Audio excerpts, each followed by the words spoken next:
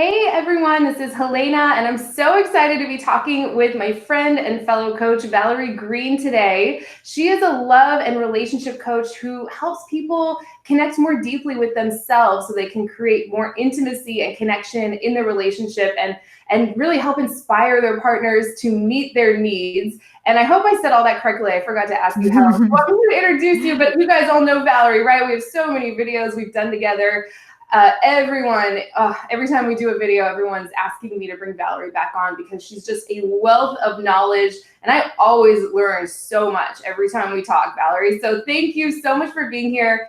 And welcome. I'm just going to check and make sure everything's working. Sure. Thank you so much, Helena. I always love your introductions. You always just give me like such a amazing, such amazing accolades. So I feel very flattered. Oh my gosh, yeah. I always get so excited when I learn a bunch of new things every time I do an interview with the coach. So yeah, you're totally one of everybody's favorites on my channel, and I'm super excited for this topic in particular. This is something I haven't talked too much about before here in my videos on YouTube, at least, and that is how to heal an anxious attachment style and how to feel more confident and secure in relationships if you tend to be more anxious. And we're going to explain some of these attachment styles.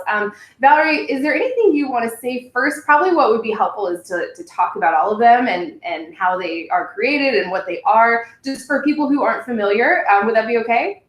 Definitely. Yeah. I mean, attachment theory is actually a big buzzword lately. And I have done a lot of research myself because I think a lot of the people that tend to seek relationship coaching fall into having an insecure attachment style.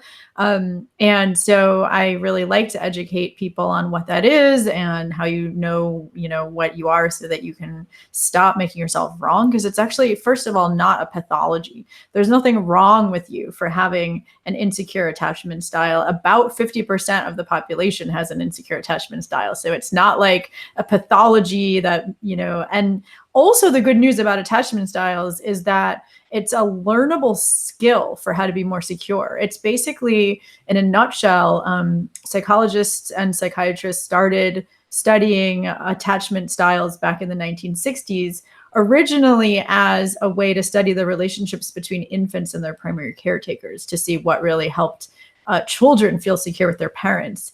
But then in the 1980s, they started to realize that the same style that you had connecting to your parents as an infant is the same style you're going to have connecting to a romantic partner as an adult. Because basically what happens is when we're born, and this happens between 0 and 18 months, like it's pre-verbal, but basically if your parents were available for you emotionally and physically when you were a baby, like they picked you up and they soothed you and they were emotionally present with you. And then as you started to develop as a toddler, they gave you positive emotional mirroring, like you could trust that they would be there for you emotionally to comfort and soothe you when you're upset and you felt like you can depend on them.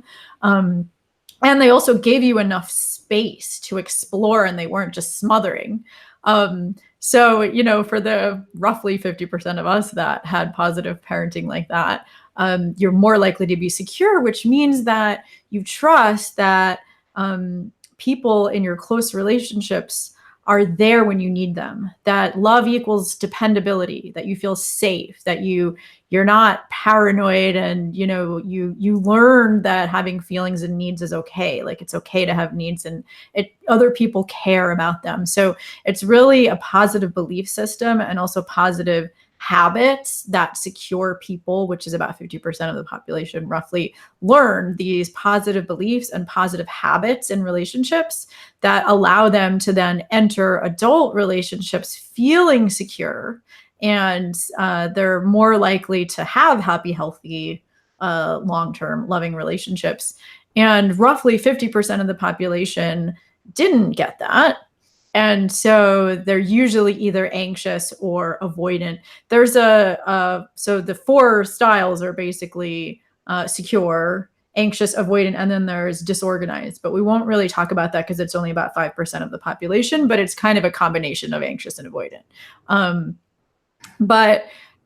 So if you have an anxious attachment style, basically what that means is that when you get into a relationship, the relationship tends to take up all of your attention. You're preoccupied with it. You don't really feel secure no matter how much your partner says or does things that are loving. It's hard for you to accept reassurance. You're always worrying if they don't get back to you. Like if you text them and they don't text you back right away, you're already worrying about like, why can't I, where are they? What's going on? Like, are they with another woman? I mean, men also can have anxious attachment styles, but I know most of the people on this channel are women, so I'll just speak to women, but it's not gender specific. But so if you have an anxious attachment style, you start to wonder, like, is he off with another woman? Like, does he not like me anymore? Is it over? Just because he hasn't texted you in like an hour. And it really causes a lot of behaviors that occur as needy or clingy, because anxious attachment style people usually never really learn the skills of self-soothing and of being vulnerable and just expressing their feelings and needs in a healthy way. And so usually it comes out in insecure behaviors like being manipulative, because they don't know any other way to be. So for example, like they might, if he doesn't text you back and then he calls, but it's been like a few hours later, you might be like, where were you? I thought you were going to call in an hour, in like a really needy, demanding tone, because you don't really, know another way to be. Or the flip side is then you might suppress your needs and desires and try to just act like he thinks he wants you to act. But then that also pushes him away because he never really feels connected to you emotionally. And it can also manifest, especially when you're in a committed relationship, as behaviors like trying to make him jealous, like telling him about someone else who hit on you today because you're trying to get him to be like, oh, I want you, or even threatening the relationship a lot. If you're not getting your needs met, like jumping to, this isn't going to work for me, but you're really hoping that he's going to be like, oh, no, I'll give you more attention. But obviously, like, this behavior occurs to somebody who's either avoidant or secure as like, dramatic behavior, and it's more likely to push him away. And so it becomes a self-fulfilling prophecy. So that's anxious. And avoidance, so anxious attachment is usually created by parents being kind of there for you sometimes and not there for you other times. So you can never really depend on it. So therefore you tend to like not trust that someone's going to be there when you need them. Avoidants tended to grow up in homes where either their parents were neglectful, especially since I know a lot of people, I'm in my 40s, a lot of people in their 40s and 50s grew up in an era where it was common knowledge for doctors to tell children to just let babies cry themselves to sleep, like not to pick them up and hold them. But now they're realizing that the consequence of that is that the baby then, because babies don't have the skills of self-soothing. Self-soothing is learned through receiving soothing from someone else. Then you learn to do it for yourself. So they learned, well, no one's going to be there for me, so I can't depend on people, and I'm just going to shut off my feelings. And so avoidant people usually don't really acknowledge feelings or needs. They tend to think that they could just be independent, and they minimize their feelings and needs. And when a partner acts quote unquote needy or even normally emotional around them, they tend to be dismissive, or, they need a lot of space, and they'll just take space when they needed it. And they'll be like, well, what's the point? Like, or what's the problem? Like, all I did was not contact you for a week. Like, what's the big deal? And so unfortunately, anxious people tend to be attracted to avoidance. I was just going to ask that. Oh my gosh. I was just going to say, it seems like those two would be kind of magnets for each other, right? Yeah. And there's a really wonderful growth opportunity for that, which I talked about this in the video that we did on your channel about how to transform conflict into intimacy. I call the anxious person the tiger and the avoidant the turtle, just to kind of make it fun. And I give a lot of concrete tools and strategies in that video. If you are a committed couple and you're trying to work through that together on how to how to heal together as a couple. Oh, such a good video. Yeah, that's in the description right now, right below this video. There's something going on where the thing isn't switching back and forth. Like at the beginning, it wasn't on you, but I think I fixed it. Is everything okay, you guys? In the chat, there's like something going on with YouTube lately. But yeah, all our videos are in the description. So that one was yeah, how to transform conflict into intimacy and stop fighting and start connecting. And so, yeah, absolutely. I was just, out of curiosity, because I knew we were going to be doing this live stream where we were talking about potentially doing it. I polled my audience. That's what I was trying to pull up here at the beginning, but there's having some technical issues.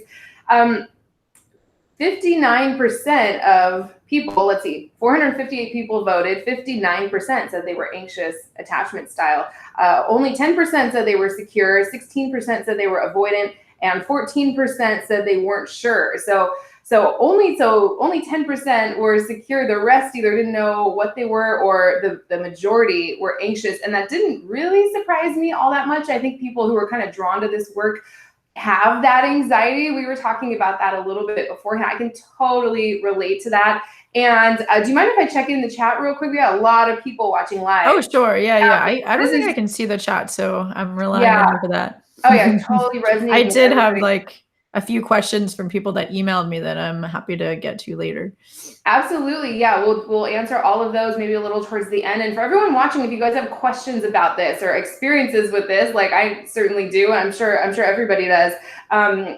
Connie says, I'm so excited to be here. I learned so much from Valerie. Yeah, I needed this today. I feel like I get so anxious. It affects my relationship. Linda says, so great to be here. I'm learning so much for you. Awesome. As soon as I studied this, it made so much sense as to why I struggled so much in my past relationships, Christy says. Someone says Valerie could be a painting with her hair and the plants in the background. I love that plant. It's like a full like goddess plant. I always love seeing it. Much needed. Oh my God, this really explains so much. As women, we tend towards insecurity. Everyone's like, yes, this is for me. All my life, I'm drawn to avoidance. My man's avoidant. We've had to work with both of our styles. Everyone says you look so young. How do I change this behavior? Okay, and the things I think are working now with the cameras and everything. So if that goes out again, just let us know in the chat. So yeah, and I think I think in my past for sure I tended to be more anxious, and then I would be attracted and attract people who were more avoidant, as that tends to happen, like you were saying with the tiger and the turtle, right? And yeah, we're going to get into how to heal this and move towards becoming more securely attached, aren't we? Definitely. Yeah. I mean, it's just ironic how the two insecure styles tend to be attracted to each other. And it's because, and I'll talk about this later about challenging your limiting beliefs, but, I know that you were talking about this when I interviewed you for my podcast. But we tend to be attracted to what feels familiar to us. So, if you grew up in a household where your parents were sort of hot and cold emotionally and you learned you couldn't depend on them, that's what's going to feel familiar. So you'll tend to be attracted to more avoidant types.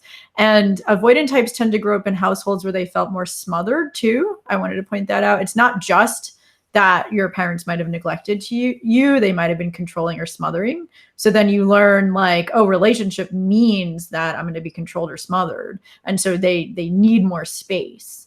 And, but then they'll also be attracted to, what feels familiar as an adult. And so, I mean, the first step in healing, either attachment style, the good news is that, like I said, it's totally healable. It's just about learning new skills, the skills that secure people learned that you just, it's not your fault that you haven't learned them. Now you have the opportunity to. And also the good news is that the healing for anxious and avoidant people, there's a lot of overlap, because it really is about learning those skills. Of course, I'm happy to talk about both, but I'll address anxious first, because I do think that people with an anxious attachment style, they are more preoccupied with relationships. So I think like the people that are attracted to this kind of work are more likely to be anxious. And I think that, the survey confirms that.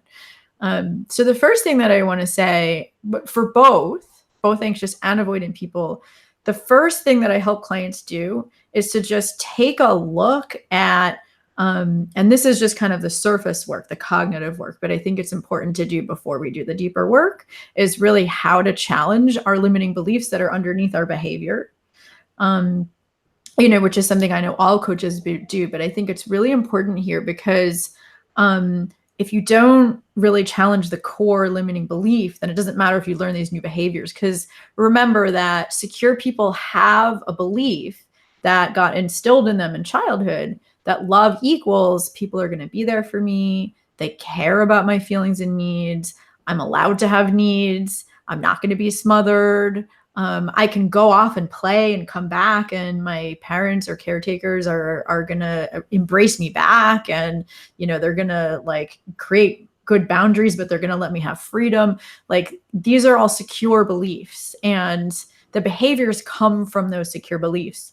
So it's important to recognize how limiting beliefs are a self-fulfilling prophecy, meaning if you're taking all these actions of like being preoccupied and having anxiety and waiting by the phone, or being mad at him because he didn't text you, or like having all these jealous fantasies, etc., those come from this belief like I'm not good enough, my feelings don't matter, I'm not wanted, whatever it is. And it's important to address that belief and to realize how it's a self-fulfilling prophecy. So for example, if your father was narcissistic and he didn't care about your feelings because he wasn't capable of it, as children we're not going to have a correct interpretation of that, right? We're going to make that mean something's wrong with us, and that's just what every child does. That's why we all have limiting beliefs, because children have two choices. They could either believe that their parents were crazy, in which case you might die, so that's too scary, or you can believe that there's something wrong with you, in which case there's a chance of fixing it one day.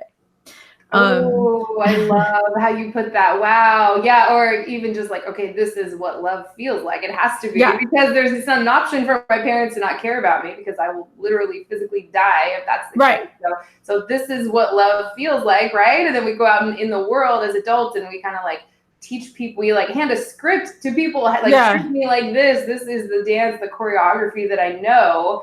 Right. Oh, I love everything you're saying. Oh my gosh. Yeah, keep going with that. I just had to jump in and say how brilliant that was. No, I love the way you put it too, because exactly. It's like, this is what love feels like. We carry this unconscious script. And I just want to highlight how it's a self-fulfilling prophecy, because I think that a lot of people think beliefs are kind of this woo-woo thing.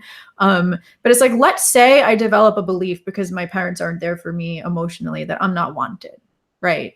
And so if I'm acting out of that belief, and let's say I'm attracted to a guy and I'm acting out of the belief I'm not wanted, I'll probably try to win him over, right? I'll probably try to act like I think he wants me to act so that he wants me. And so maybe I'll like chase after him, or I'll do things for him, or like, even if I've studied about how to be in my feminine, and like, I'll try to do everything right. Like I'll share my feelings right, etc. But it's like underneath it, I'm feeling insecure. He's going to sense that I'm not being myself.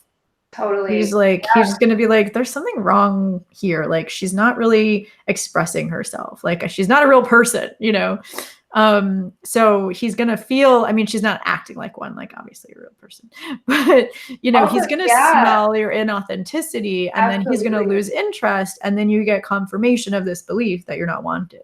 Yeah, and I just want to point out really quick that it's not like we know that we're doing this. Like a lot, like we make these connections, like this is what love feels like. Like love comes like this, it looks or feels like this, and then we forget that we did that as children. Mm-hmm. It's not like we're consciously going out and going, I'm gonna wake up in the morning, I'm gonna find a guy who's gonna hurt me today, or me, right? We don't consciously know. It's like, we consciously know what we want, but it doesn't match up with this framework, what we're attracted to. Exactly. And like, that's why I think that the work of healing your attachment style might seem challenging, but of course it gets better with practice, and it's worth it, because then you start being attracted to more available people. And if you're already in a committed relationship, then once you learn the skills of feeling more secure, you'll naturally draw the other person towards you more. So it is worth it. It does manifest on the outside. Like, I was working with a client recently who was anxious, and she had these exact behaviors. Like she would, get mad at him when he didn't do things that, she thought that he should know to do, just because it was coming out of this belief like she wasn't good enough. So she had to either do things for him and prove she was good enough, or, you know, she would get mad at him because she didn't know how to really hold her vulnerability. Because a lot of times when we don't know how to really self-soothe, then we're looking for soothing for from other people, but we don't know how to ask for it. So it comes out in these like weird ways, you know? So anyway, after I worked with her and taught her the skills that I'm about to tell you, you know, first identifying her beliefs, and then, you know, self-soothing and like learning the skills of good communication, she naturally started being attracted to more available men. Like the men who, you know, and it's not like she was doing anything different. Like she was still on dating sites and she was still going on dates, but it was like the men she found attractive were the ones who were actually coming towards her and pursuing her. And she like knew how to just be herself, and the connection was easier, you know. Oh my gosh. Like Yeah. the benefit of doing this work. So like I said, the first skill is, I love how you said that these beliefs are mostly unconscious. So the first skill is like doing the work to identify, what did I make love mean when I was little? You know, and really doing that work where you're trying to, you know, and a lot of times when I work with clients, I guide them into a meditation where they identify that. Sometimes it's right on the surface, like, oh, I always felt like, you know, my mom was never there for me, or when she was, you know, hot and cold, or she was bipolar, or she, you know, would punish me randomly or whatever. And just feeling like, what did you make that mean about you? And what did you make that mean about love? Just to really identify it. And I find, you know, a lot of my clients have a strong inner critic. So it's the same kind of work of challenging those beliefs. But the problem is that, you know, how Einstein said the problem can't be solved at the same level of awareness that created it. So it's hard to challenge these beliefs when you're still in this insecure place, right? Because like, it's hard to find this new belief that like, oh, I can count on people. Like, what evidence do I have that I can count on people? Sometimes people can't come up with it. So the second skill that I teach people on how to really heal from an anxious attachment style is to do the deeper work of reparenting. I mentioned this a little bit on the video that we recorded a few days ago that I know will release soon. But reparenting is basically accessing the part of yourself that is the healthy parent for the part of you that's anxious, that never got to receive that. And this is really the skill of self-soothing. So for example, like let's say you feel that you're not wanted and you identify that. But it's hard to challenge that belief, like I am wanted. Of course, you can find examples of people that want you in your life, but it's not as effective as really learning how to turn towards the part of you that's anxious. And I usually guide clients to do that. I close my eyes when I do it. So to do that by contacting that part of them as a sensation in their body. Like I usually feel anxiety in my solar plexus. So I like put my hand over there and I ask that part, how old are you? Because a lot of times it's a very young part of me. Like let's say that part of me is 3. And, you know, you get like an intuitive answer. And then learning how to access both the inner mother and the inner father. So the inner mother, healthy mother, would pick up the child and say, oh my God, of course you're wanted. I want you. And you belong to me. And I'm here to comfort and soothe you. And I'll always be here to comfort and soothe you. And tell me how you're feeling and just be empathic. And it's hard to do that for yourself. But once you learn, you really learn to take it in. Then you can also take in soothing from other people, because it's hard to take in soothing from other people unless you can do it for yourself. You know, so like if that part of you, and another thing that happens when I work with clients is like a lot of times when they start to learn to do that for themselves, the first reaction of the inner child is not to be like, yeah, you're here for me. It's to be angry. Like, why the hell weren't you here for me for so long? And you have to learn how to be with that, you know, to be with that anger and to be like, oh my God, I'm so sorry. Tell me what that was like for you, you know, until she trusts you. And it needs to be like a regular practice so that she trusts that you will be there for her. So like, that's the inner mother part. Wow, that's so powerful. That just like brought tears to my eyes when you were doing that. About yeah, I released a video pretty recently on how to heal your inner child and stop chasing love outside of yourself. You know, healing emotional wounds, and yeah, it's like some of these parts of ourselves that get created in childhood are actually like fearful or deeply angry with us. So we blame ourselves in compromising situations with men where we know we're going to get hurt, but we do it anyway. They're actually really scared, right? So sometimes this can be a little painful, but I love how you did that. Oh my gosh, amazing. There's probably, you probably have so many amazing tools on that. We could do a whole video on like how to reparent yourself or something. That was really, really good. Definitely. Yeah.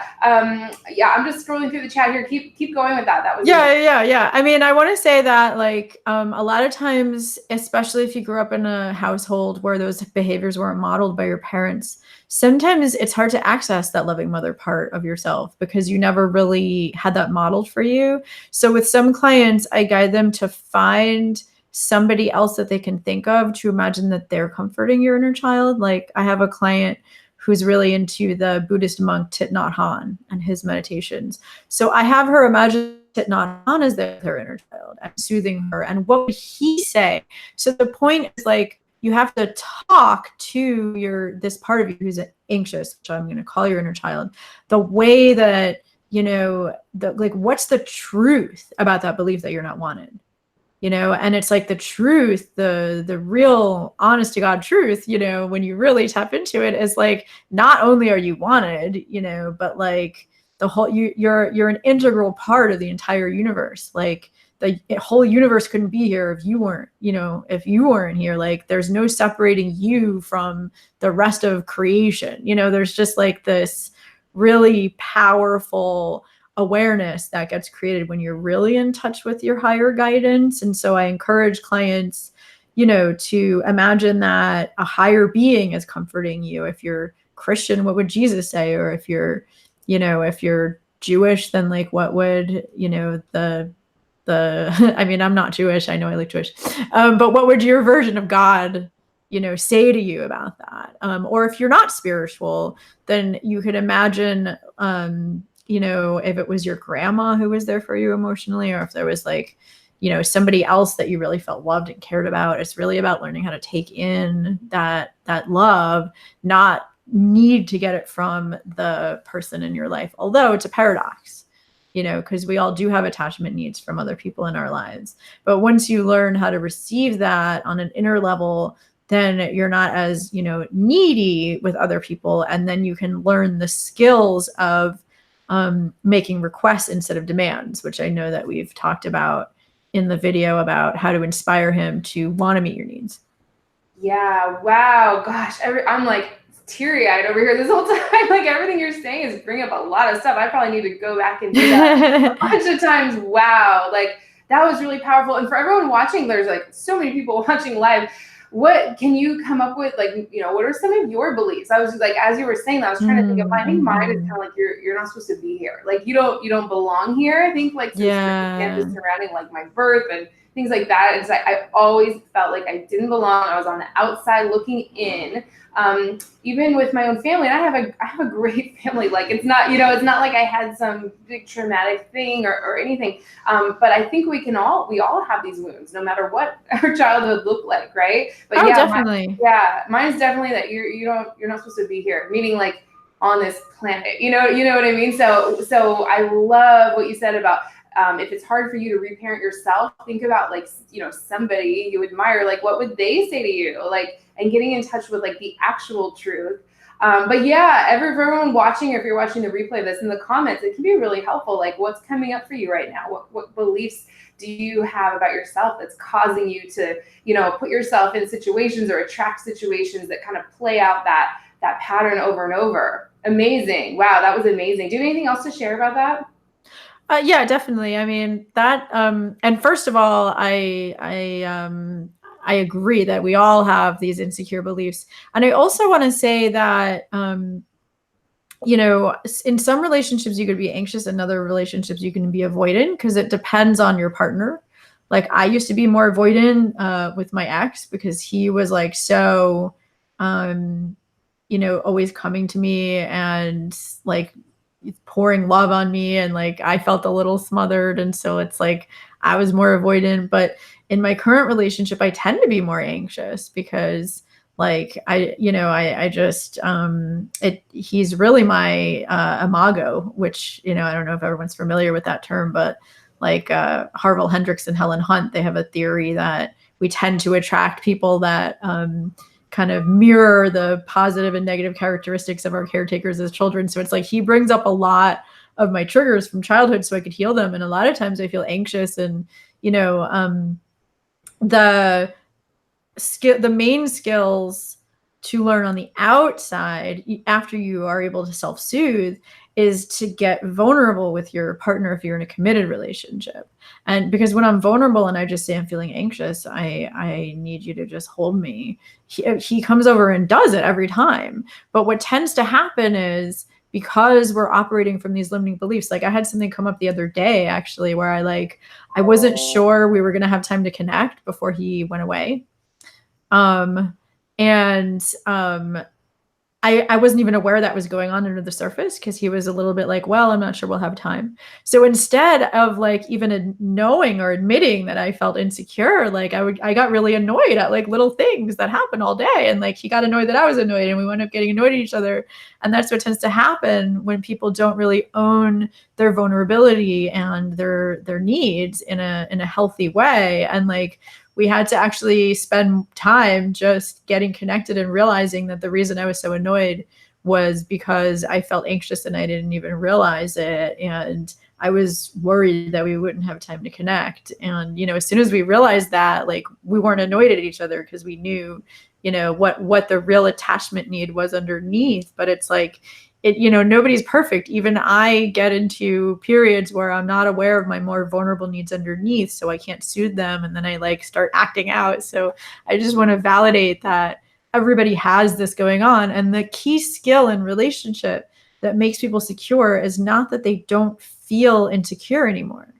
The key skill that people have in secure relationships is that when they're feeling insecure, they know how to soothe themselves, and then they know how to approach their partner in where they're not blaming him. I'm just gonna keep on assuming that they're women we're talking to, but it also works the other way around. They're not blaming him. They're owning their own feelings and needs, and they're speaking collaboratively, because secure people come from this belief that their partner cares and that there's a solution that they can work out that works for everyone. Those are the beliefs that secure people have. And so, usually, not the other day, but usually I'm able to just say, hey, I feel insecure because I'm scared we're not going to have time to connect. And then he would come up to me and be like, oh, I hear you. Of course we'll make time to connect. And then, it just would have been, we would have made it happen together. But, I just want to highlight that when we're not aware of this, that's when we start like acting out and getting annoyed and being manipulative. So it's really just like learning the skills. First of all, like having, reprogramming our beliefs, like I talked about. And then the inner father part of us is the one that actually has discipline and creates boundaries for us. The inner father part of us is the part that says, all right, here's how I'm going to take care of you and protect you, right? So it's like accessing both that healthy inner mother and healthy inner father part of us. So that's the inner work. And then the outer work is just learning how to express your feelings and needs in a way where you're taking ownership of them, sort of like I was saying in that example. If I'm taking ownership of them, I might say, I'm scared we're not going to have time to connect. Like, what can we do? And then he's motivated to make time because I'm getting vulnerable. And I'm not putting it on him. Like, let's say he said, no, we can't make time. Then I would have gotten curious about, what was going on for him, that he felt like we couldn't. And like, I would have gotten curious about like what his needs were in that situation. And then I would have said, oh, okay, well, you need to make sure that you get X, Y, and Z done, because that's what'll make you feel, good about taking time off work. I need to connect with you before you go away in order to feel connected. Like, how can we have both, and I think the key, from a neurobiological level, what's going on here is that a lot of us have these skills when we are resourced. Like I'm working with one woman who's like, I'm so confident in the rest of my life. It's only when I get into relationships that I, get all insecure.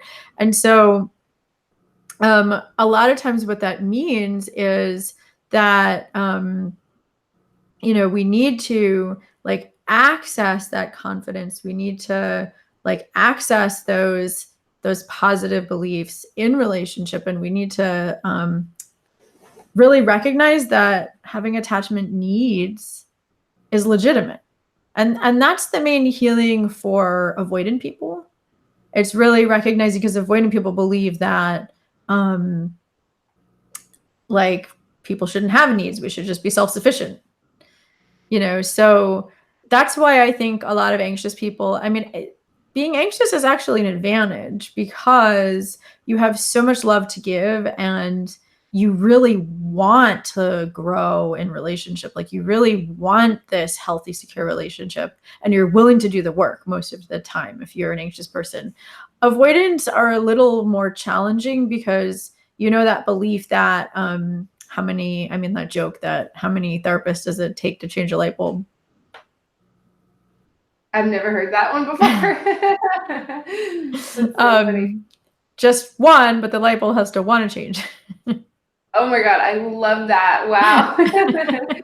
I love it. I love it. Yeah, I love what you said too about your personal examples are awesome, because it doesn't always go perfectly. Like this, there's things that just don't go perfectly all the time in communication. We're constantly like getting triggered and running up against each other's like stuff, and then it's like it's don't beat yourself up, especially because I think for anxious people, like our tendency, oh my God, I did something wrong and everything's going down the tubes now, and they start to panic.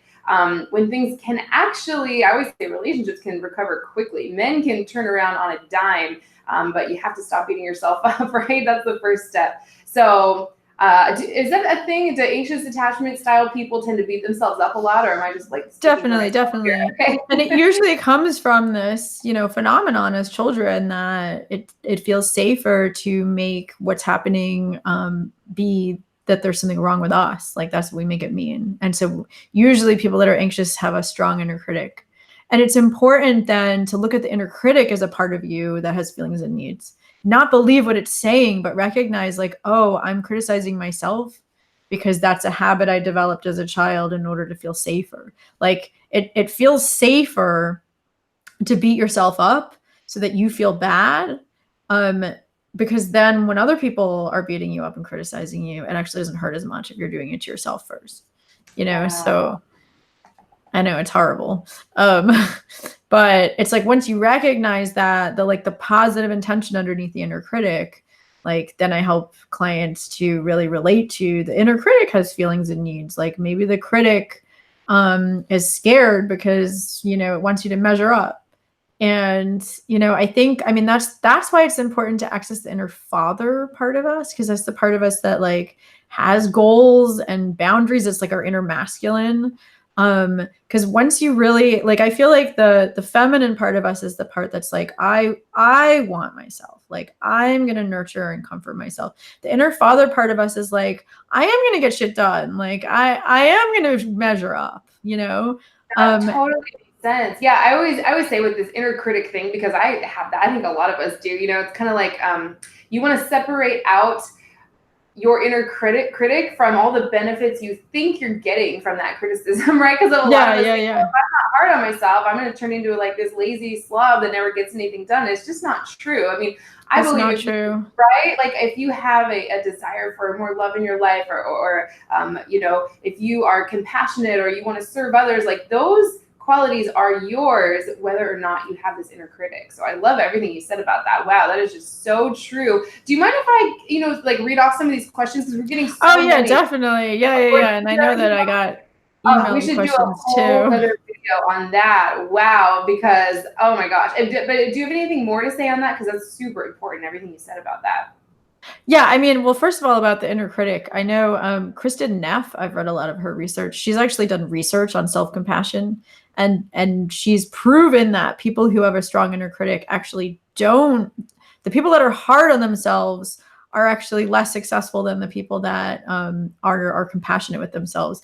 And that's just because when you're compassionate with yourself, when you make mistakes, you're more likely to take risks and make mistakes, which is actually how you become successful. Versus if you know you're going to beat yourself up if you make a mistake, you tend to not, have as risky goals, and you tend to be scared of failure. And then, as we know, success is just a series of failures, right? So like, if you know you're going to be compassionate with yourself when you make a mistake, then you're going to take more actions and actually like make more mistakes and learn from them and keep growing.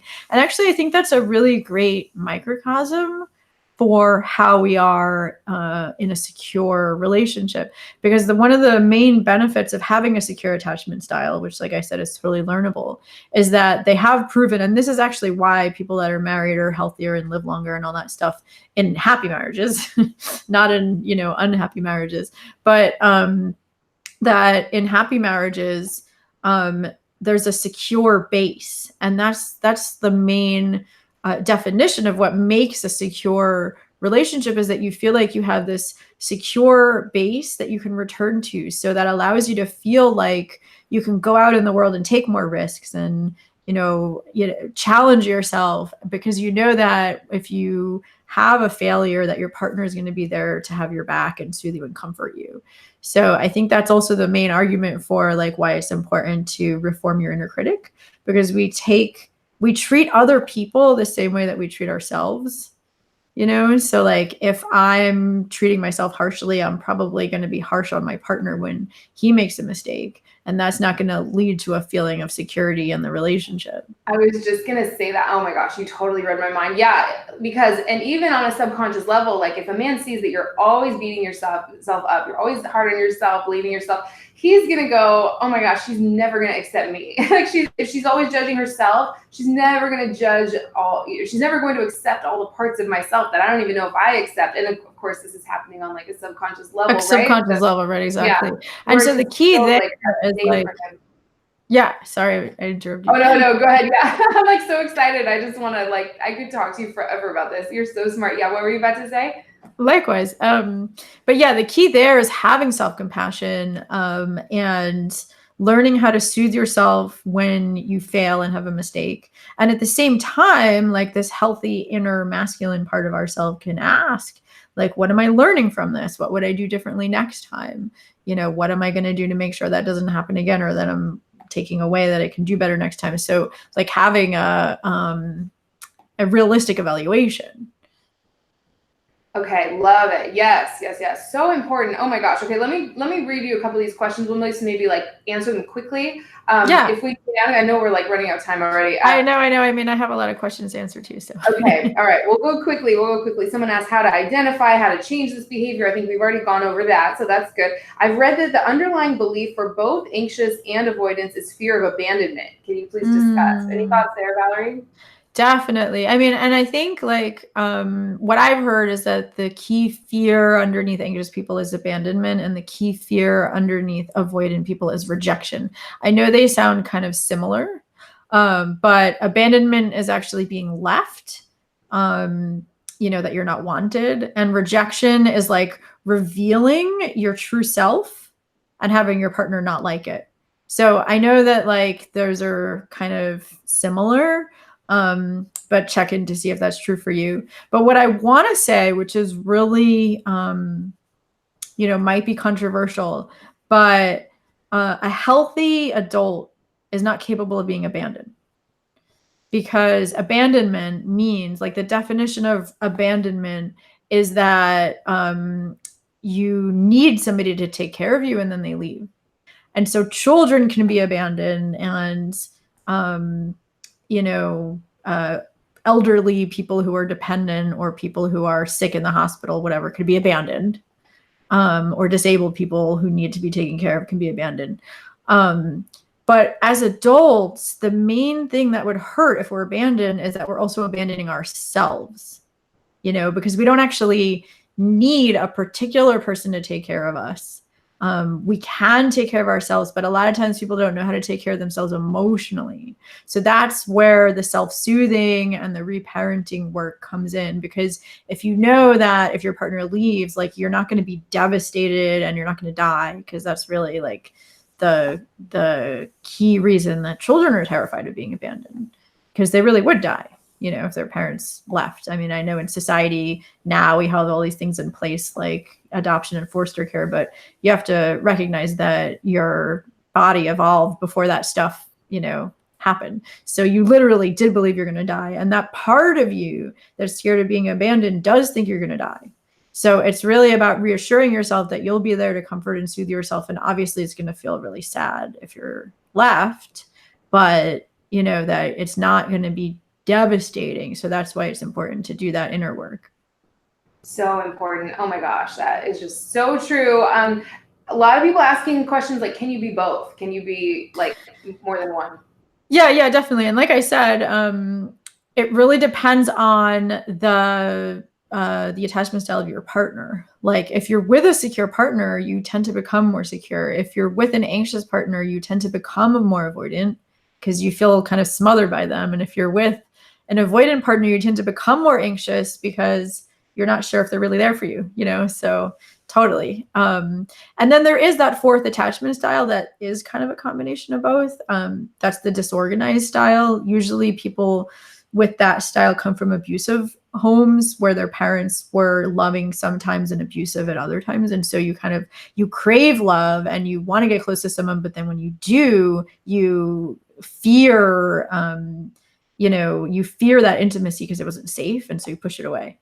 So yeah, those are, and I mean, the skills of healing that are the same. It's really about, the inner work of the self-soothing and the reparenting, but then also the outer work of learning the skills of collaborative communication. And, we talked about that a lot in our other videos, about how to inspire him to want to meet your needs and desires. Yeah. Someone's asking the name of the training. Oh, we're not, I think it's just the videos. We've been talking about other videos we've done together. Those are all in the descriptions. If they're not, just let me know and I'll add them in. I think there's maybe 6 of them, 7.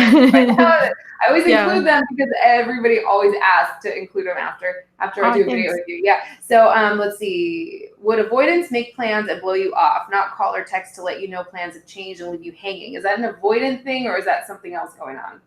Yeah, I mean, that could be a manifestation of an avoidant. I mean, I don't like to, I always say you can't really diagnose somebody, so to address that behavior, if you're addressing that behavior from a secure place, then you would say something like, if it's the beginning of the relationship, just talk about what would feel good, right? Just say like, hey, it feels really good when I get a confirmation beforehand, because then, I can actually feel confident, going into it, whatever. So obviously that's how you address it from a secure place. And if you're in a committed relationship and that happens, then, you can say that, but then you can also say what's going on for you, that, do you need more support? What do you need in order to do that for me? But of course I talk about that in the video that we just mentioned. Yeah. Someone else, these questions are so good, you guys. We're going to try and get to all of them if we can. What about girls with mental illness, borderline personality, OCD, major depressive disorder? If it's literally the way your brain works to believe you're going to be abandoned, is there a way to heal that? Yeah, definitely. I know that, for example, with BPD, dialectical behavioral therapy, DBT, has been really effective. My understanding of BPD is that it's just an exacerbation of the avoidant tendency. I mean, of the anxious tendencies. And so, just learning what BPD does is the skills of mindfulness, and really self-soothing and all the things I mentioned, but just a lot of mindfulness meditation to be able to come from that wise part of yourself in terms of acting. And same thing with OCD. Sometimes I have OCD, not around relationships, but and it's I use all these tools on myself too. And I mean, I find it really helpful, but I mean, I'm not going to say that any of this, I think that obviously as a coach, I can't claim to heal disorders that are in the DSM, like OCD and anxiety, et cetera. But I think that working with either a coach or a therapist is really helpful, because then they become an attachment relationship that you can feel secure being yourself with and like being received by that person. And so, it's obviously you can do a lot of this work on your own, but either finding a coach or a therapist or a close friend that can also support you in this is extremely helpful. Yeah, totally. I love what you said about DBT, dialectical behavior therapy, right? With mindfulness and all that stuff. There's a lot you can do.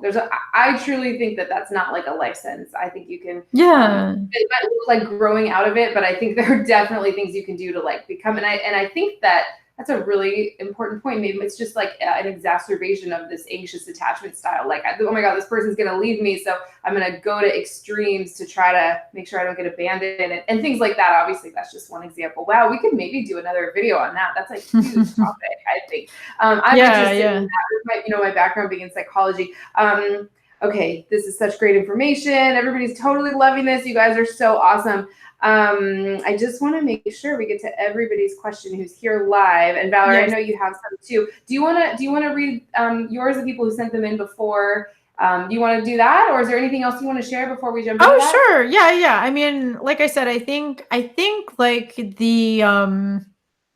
the specific skills to learn we did share in our other videos. So the one, if you're in a committed relationship, then the one about how to transform conflict into intimacy, I talk about how to help both anxious and avoidant people heal from recurrent conflict in that one. And the skills of collaborative communication I talk about in how to inspire him to want to meet your needs, right? So I think like the skills are in those videos. So I think it's great to go to the questions.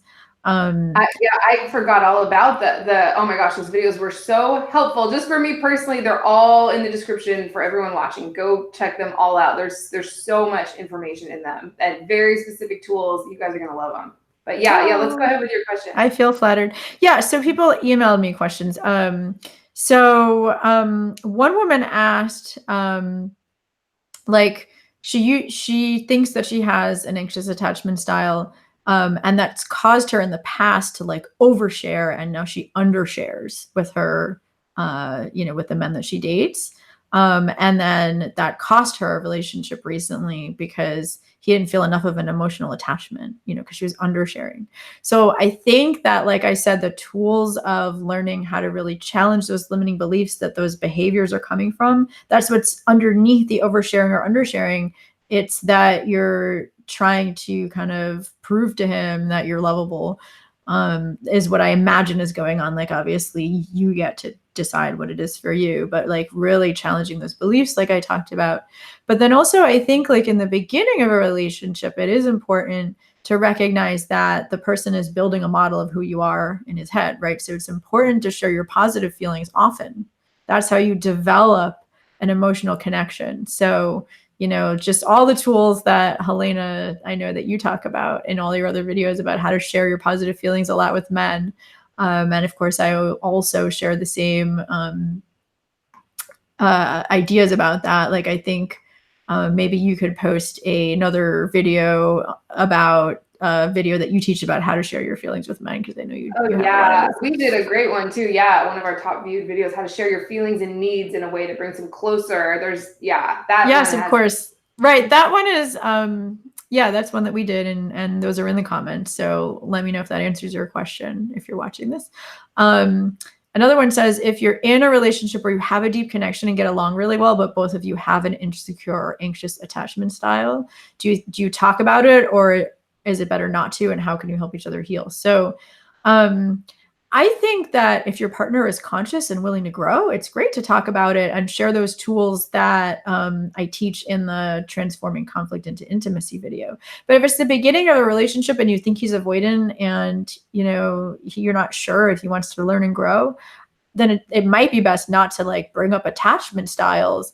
But it's important then to heal yourself the ways that we talked about in this video, and then ask for your needs in a really collaborative way. So for example, like if you think he's avoidant because he takes a long time to get back to you, or he needs a lot of space, or doesn't ask you out that often. I mean, of course, all the other tools we teach about, like, not assuming that he's your boyfriend until he says he is, etc. Putting your attention on other men if you're not getting your needs met. But I think it's important to just like come from a secure place and be like, hey, like I tend to get anxious sometimes in relationships, and when I'm feeling that way, like what is it that, how would you like me to talk about it with you? One of the things I do with couples is to help them identify like what is their core fear and how do you want it to be soothed. So like approaching a man with that is like, hey, sometimes I get anxious and like I want you to hold me, or sometimes I get anxious and I would love it if like you reach out to me every few days, to prevent that from happening. Like, what do you think about that? And so kind of coming up with these agreements. And another key skill that I was going to say, because basically all this work is about, we have three brains. We have our thinking brain, we have our mammalian brain, and we have our lizard brain, basically, or our cortex, our limbic system, and our amygdala. And when we're triggered, all the blood drains out of our thinking brain into our amygdala and into our hands so we can fight, or our legs so we can run away. So basically, anxious people go into fight. Like that's why, our vulnerable feelings don't usually get expressed. We tend to like want to attack the other person because that feels safer. And avoidants tend to flight, I was just gonna say that. I was like, I wonder if avoidance. Yeah, and we're like literally what is it? Is it the sympathetic nervous system, right? Yeah. Yeah, it gets activated. Their blood gets redirected to our limbs because we might, back when we evolved, we might have to fight or get out of there, and then we lose oxygen in our brain would be the next natural like step after that, right? So it's almost like impossible to communicate consciously in that moment when you're feeling triggered, right? Exactly. So it's like, that's why all these self-soothing techniques, like even imagining that, your inner mother, father is talking to your inner child, like what that does is it connects the three brains back together. It's like the inner, parent figure is your thinking brain, and the triggered part is your amygdala limbic system. So what that does is it connects the three brains back together and gets you more resourced. And when you're in that resource space, how is that you're also able to think about what's going on for the other person. Because if he's avoidant, then he probably needs more space, and he probably needs to know that you're not going to take away his freedom. So it's like a really great way to ask for your needs if you're with an avoidant, is to be like, hey, sometimes I get anxious and I want you to hold me, and I don't want to take away your freedom, or I don't want to smother you, and it's like, that is going to be a huge relief to the anxious person, to the avoidant person, because he's going to kind of already feel like, his fears are assuaged from previous relationships. Like, I'm not, I want you to have freedom and etc. Like, I want you to have space. And at the same time, like sometimes I get anxious and I want you to soothe me or contact me. And what should I do in that time that doesn't make you feel smothered? It's like coming up with these collaborative agreements and collaborative communication so that the other person feels seen is really important. And you're only able to do that if you're resourced, if your brain is resourced. So like, you're resourced if you can also have compassion and empathy for what the other person might be going through. So like, that's the right space to be in before you actually talk to them about it. Totally. If that makes sense. Oh my gosh, yeah, that can be so hard to do, like in the moment, right? Yeah, would you guys like more videos with Valerie on like this reparenting thing, or because if you want, Valerie, because I think maybe that's a huge topic. We always come up with our next video topic from you guys, so I think that would be great, or maybe a part 2 of this one, because I know we're like totally almost out of time and there's like so much to say. Would you guys like more videos on anxious attachment style, reparenting, connecting these 3 parts of our brain so we can communicate more consciously? Let us know in the chat or in the comments section if you're watching the replay. Yeah, phenomenal. I love everything you said. I have so much to say, but like I know we have more questions to get to on your end. So do you want to continue to the next one? Oh, sure. Yeah. So one person says, and this is a great example. She's dating a man for 3 months, and he says that he's not dating anyone else, but then he saw a post on Facebook with him with this other woman, and she wants to ask him about her. So I think that's a really great example of how it's important to ask from the secure place, where you're also having your awareness on what might be going on for him. Because like, he's going to be able to tell if you're trying to control him or if you're trying to make him jealous, and that would be the kind of behavior that would come out of that anxiety. So it's like, I think that like, if you're able to soothe yourself, and that because you're able to like think about what might be going on for him, you could approach him and say something like, hey, I see you had a lot of fun and I want you to have fun and it's totally fine. I believe you that this picture with this woman is like just platonic, like just getting into his world. And at the same time, I just find myself being curious about it. Like, tell me, like, is there anything I should know? So it's like, if you're able to soothe yourself and come from a more secure belief system, then the way to communicate with somebody is from wanting them to feel seen and wanting them to feel like they didn't do anything wrong, if that makes sense. Totally makes sense. Yeah. Oh yeah. I love it. I love it. Yeah. And by the way, everybody's saying yes to the reparenting videos and part 2 of this one. Anything else, you guys? Because this brought up a lot of stuff. Oh my gosh. Let's see. Great. So many great. How to connect the 3 brains. A lot of different amazing topics. We'll definitely do this. Someone said this has just been amazing. Someone had another great question. I don't know if you want to finish yours and then I'll get to this one afterwards. Oh, sure. Yeah, I only have one left. Okay, and that is about insecure men, which I think like we could probably make a whole nother video about that. But this woman is saying that she's tried to build him up verbally for years and it doesn't seem to be enough. He has insecurity. He's often fearful and she can't seem to show him enough loving actions or words. Should she give up on him or is there more that can be done? And so the one thing I have to say to that is watch our video about how to transform conflict into intimacy. I mean, we did that a long time ago, so I can't remember if I talked about the soothing statement that I give in there. But a lot of times if you've done a lot to soothe him and it's not enough, a lot of times you might not have identified like the core fear that he has.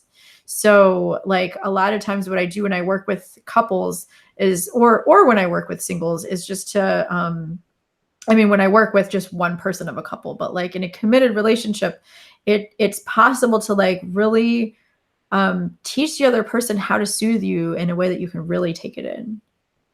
So for example, and it's different for everyone. Like everyone has their own like antidote to whatever your deepest fear is, so like mine is like I'm scared of being controlled because I felt controlled as a kid. So a lot of times, and I like my partner to tell me what to do sometimes, because it's just, that's the masculine and the feminine. But obviously I want to be able to say what doesn't feel good and not be controlled. But sometimes he'll trigger me by the way he's saying something that reminds me of feeling controlled and I'll feel really triggered. So it's like in that moment, I want him to come up to me and actually kiss me because that breaks the spell. Because, my parents wouldn't kiss me like that.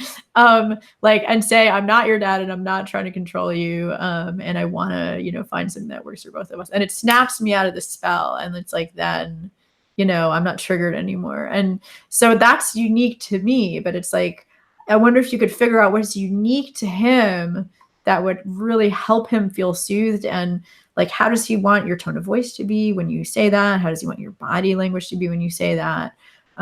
So you can kind of collaborate and find that out. I mean, that's the advice that I would give in terms of how to make him feel more secure. But obviously, you can't make him do the inner work if he's not doing the inner work himself.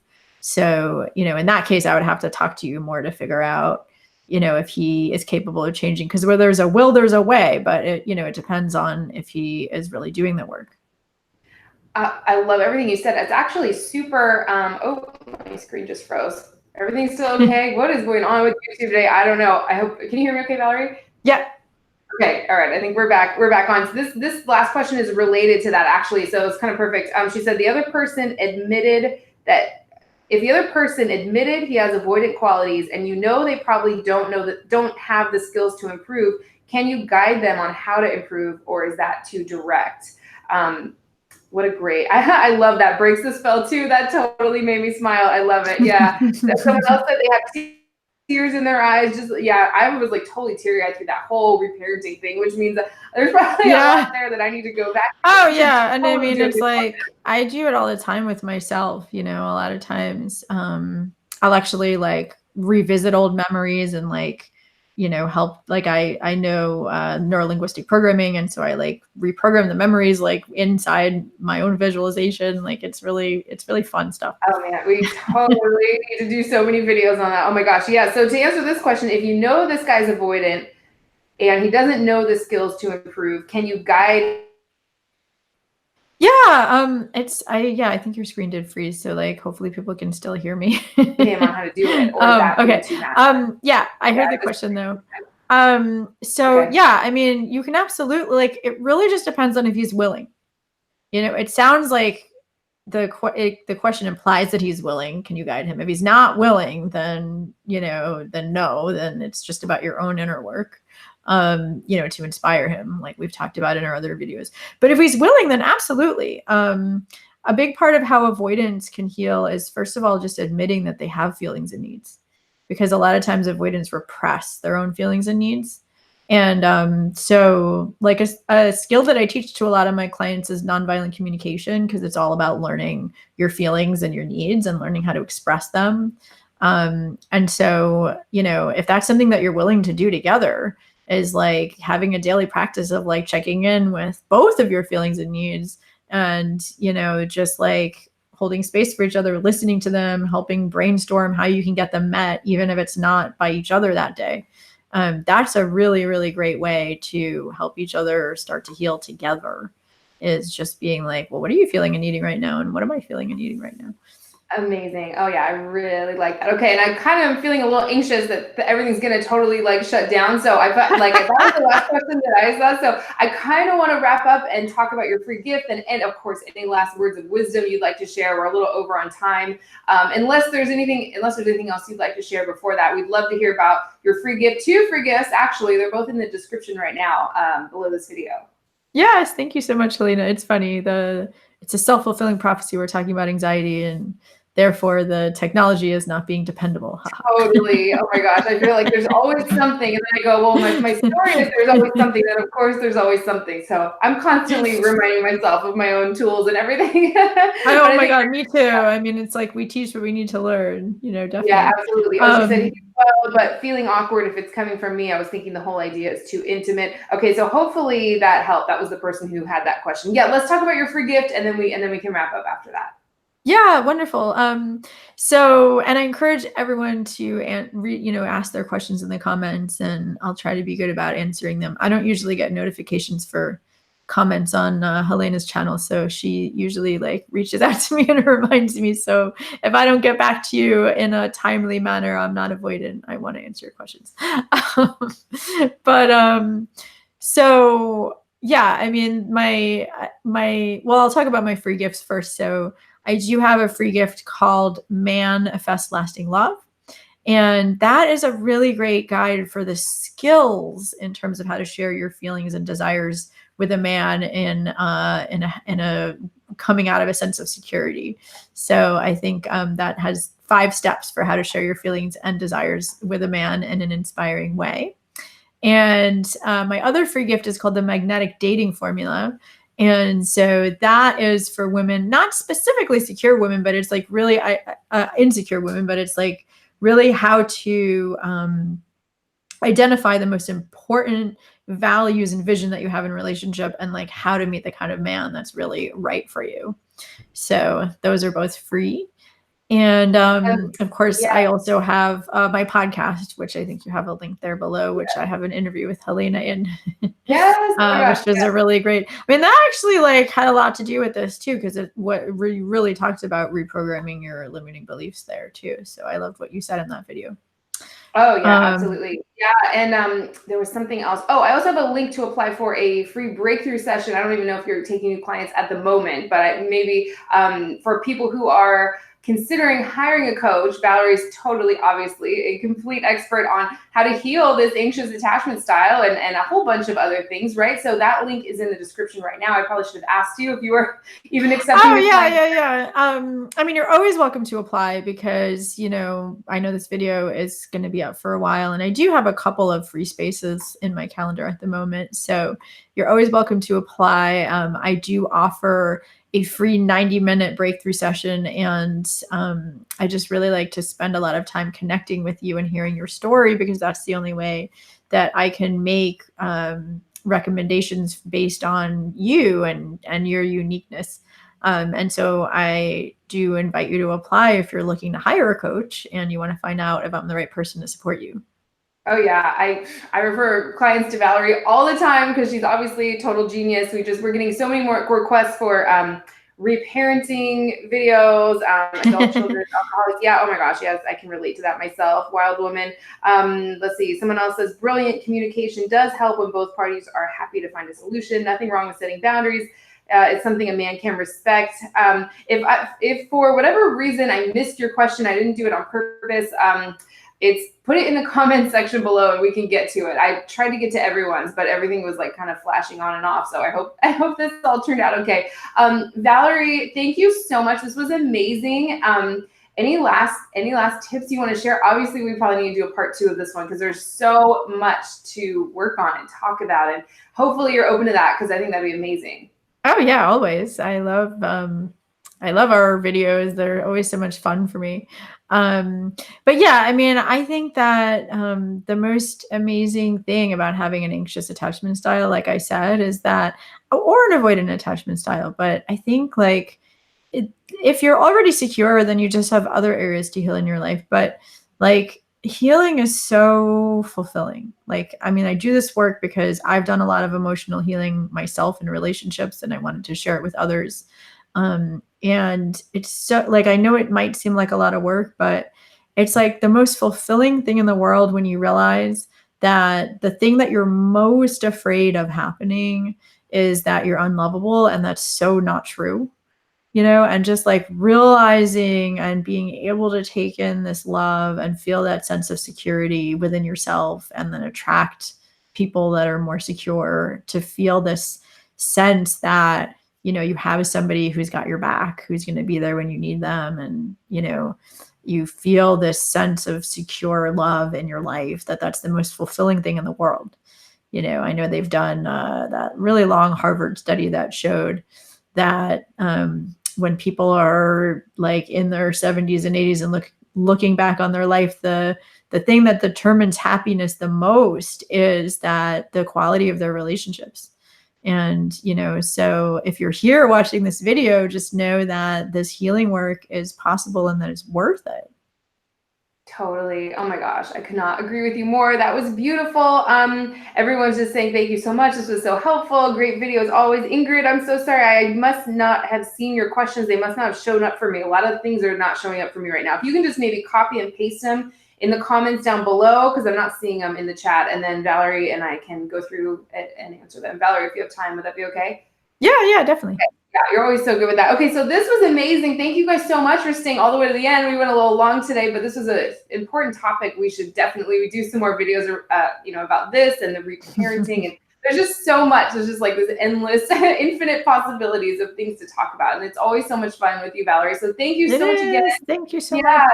Have a great rest of the week, everyone, and we'll talk with you soon. Valerie, I'll talk with you soon too. Yay.